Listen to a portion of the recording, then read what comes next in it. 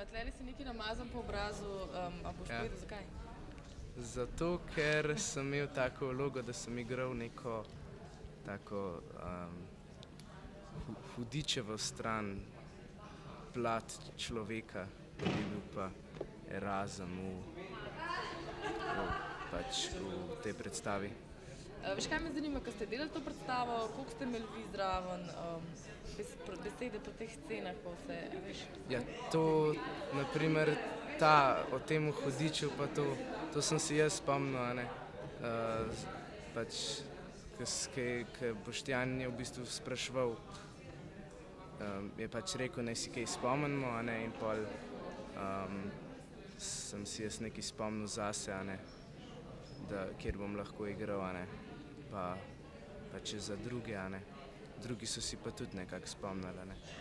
Iz kje pa ti konkretno izhajaš pri tej situaciji? Kaj ti si bil hudič, ko si mu rekel, da naj ubije Toršice, če se ne bo? Ja, pač to je neko duševnost sem hotel prikazati, ke pač je on ne more kontrolirati ali nekaj.